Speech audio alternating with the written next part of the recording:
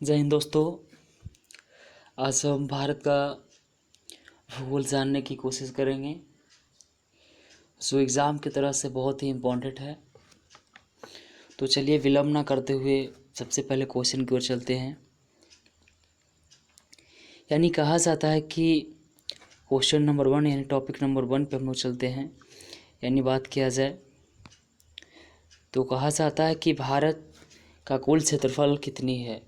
ये बेसिकली चीज़ होती है, इस हमसे जानना, पहले प्रारंभिक स्टार्ट करना अच्छी बात होगी, जो आगे टॉपिक में हम लोग का ईजी पड़ेगा। यानी कहा जाता है कि भारत का कुल क्षेत्रफल कितनी है। तो भारत का कुल क्षेत्रफल जो है 32,87,263 किलोमीटर है, जो पूरे विश्व का 2.42% है। नेक्स्ट दोस्तों देखा जाए कि उत्तरी यानी उत्तर से दक्षिण विस्तार भारत की जो है कितने किलोमीटर है। यानी उत्तर से दक्षिण जो है भारत का जो फैलाव है कितने किलोमीटर है, तो 3,214 किलोमीटर है, तथा पूर्व से पश्चिम की ओर जो विस्तार है ये 2,933 किलोमीटर है। नेक्स्ट को टॉपिक में बताया जाता है कि भारत में यानी कि भारत में विश्व का कुल जनसंख्या कितने % निवास करते हैं।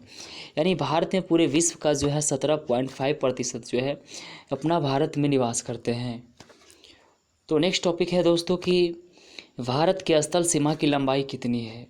भारत में स्थल सीमा की लंबाई कितनी है, तो भारत में स्थल सीमा की लंबाई 15,200 किलोमीटर है। और बताया जाता है कि भारत की तटीय लंबाई कितनी किलोमीटर है। यानी भारत का जो तटीय है उसकी लंबाई पूर्ण कितनी है, तो बताया था 7516 किलोमीटर है, यानी कि 7516 किलोमीटर है, जो द्वीप समूहों को मिलाकर है। नेक्स्ट है दोस्तों कि भारत की केवल प्रायद्वीपीय तटीय सीमा की लंबाई कितनी है। यानी कि भारत की प्रायद्वीपीय सीमा तटीय की लंबाई है जो 6100 किलोमीटर है। नेक्स्ट क्वेश्चन है कि भारत का सबसे पश्चिमी बिंदु या फिर बता सकता है पूर्वी बिंदु। ये सब क्वेश्चन बहुत ही इंपॉर्टेंट मायने रखता है। पश्चिमी, पूर्वी, उत्तरी, दक्षिणी, ये सब क्वेश्चन जो हर एक टाइप में यानी आते रहता है एग्जाम्स में। तो दोस्तों चल देखते हैं कि भारत का सबसे पूर्वी बिंदु को क्या कहते हैं, यानी कहाँ पे स्थित है, उसे और किस नाम से भी जाना जाता है। तो भारत का सबसे पूर्वी बिंदु जो है अरुणाचल प्रदेश में है। इसको वलांगो का भी नाम कहा जाता है या किबथू भी कहा जाता है। तो ये आपसे एग्जाम में इंपॉर्टेंट क्वेश्चन टॉपिक बनता है कि भारत का सबसे पूर्वी बिंदु है वो कौन से राज्य है। तो भारत के सबसे पूर्वी बिंदु जो है अरुणाचल प्रदेश को कहा जाता है और इसी को किबथू भी कहा जाता है। अब देखा जाए कि भारत के सबसे पश्चिमी बिंदु को क्या कहा जाता है, यानी कहाँ पे है, कौन से राज्य में है। तो भारत के सबसे पश्चिमी बिंदु दोस्तों गुजरात में है। भारत के सबसे पश्चिमी जो बिंदु है वो गुजरात पॉइंट पे सेंटिंग पे लास्ट आता है। पश्चिमी बिंदु आता है हम लोग को गुजरात आता है। और पूर्वी बिंदु जो आता है अरुणाचल प्रदेश, जिसको किबथू भी कहा जाता है। और गुजरात जो आता है उसको कच्छ भी कहा जाता है। तो कभी कभी आपसे ये भी पूछ सकता है कि भारत के सबसे पश्चिमी बिंदु को कहा जाता है कच्छ, किबथू या फिर इंदिरा पॉइंट, इनमें से कोई नहीं। इस तरीक़ा से आपसे ऑप्शंस रहेंगे। नेक्स्ट पॉइंट में आपको कहा जाता है कि भारत का पश्चिमी बिंदु, ये तो बताएं दे कि गुजरात को कहा जाता है या इसी वो सर क्रीक भी कहा जाता है या कच्छ भी कहा जाता है। यानी कि भारत का सबसे उत्तरी बिंदु को क्या है सबसे, यानी भारत के सबसे उत्तरी बिंदु पे कौन से राज्य हैं। तो भारत के सबसे उत्तरी बिंदु पे लेह लद्दाख है। लेह लद्दाख जो इसे हम इंदिरा कॉल के भी नाम से जानते हैं, इंदिरा कॉल भी कह सकते हैं। नेक्स्ट पॉइंट है बाबू, इसको पॉइंट कहा जाता है कि सबसे उत्तरी बिंदु पे कौन से पॉइंट है, तो इंदिरा कॉल कहा जा सकता है। फिर क्वेश्चन है कि भारत का सबसे दक्षिणी बिंदु जो है निकोबार द्वीप समूह को कहा जाता है, जो इंदिरा पॉइंट भी नामों से जाना जाता है। नेक्स्ट क्वेश्चन है कि प्रायद्वीप भारत का सबसे दक्षिणी भाग जो तमिलनाडु को है में केप कोमोरिन सो कहाँ पे है। एक तमिलनाडु सबसे उत्तरी जो है प्रायद्वीप का सबसे दक्षिणी भाग में पड़ता है और उत्तरी भाग में सबसे जो है ऊपरी लेह लद्दाख है। लेह लद्दाख को हम लोग इंदिरा पॉइंट के भी नाम से भी जानते हैं, सॉरी इंदिरा कॉल के नाम से जानते हैं। निकोबार को इंदिरा पॉइंट कहा जाता है। और आपको बताया जाता है कि भारत के दक्षिणी भारत जो है ये तमिलनाडु है, वो कन्याकुमारी भी कह सकते हैं। आपको फिर टॉपिक में आता है कि भारत का सर्वाधिक जो है नागरिकृत राज्य किस राज्य में है। तो भारत के सबसे अधिक जो है नागरिकृत जो राज्य है गोवा है। नेक्स्ट पॉइंट में कहा जाता है कि भारत का सबसे कम नागरिकृत राज्य किस राज्य में है। तो सबसे कम राज्य जो है हिमाचल प्रदेश में है। नेक्स्ट टॉपिक में है कि भारत का सबसे अधिक वन वाले राज्य कौन हैं।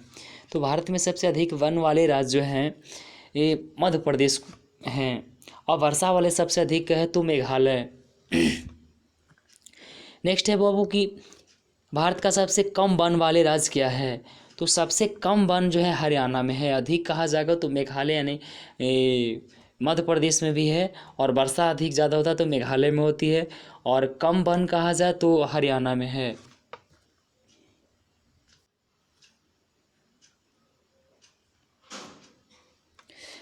कहा जाता है कि भारत के मौसिन राम में सर्वाधिक वर्षा होती है, यानी कि किस मौसम में जो कहाँ पे सबसे अधिक वर्षा होती है, तो मेघालय में होती है।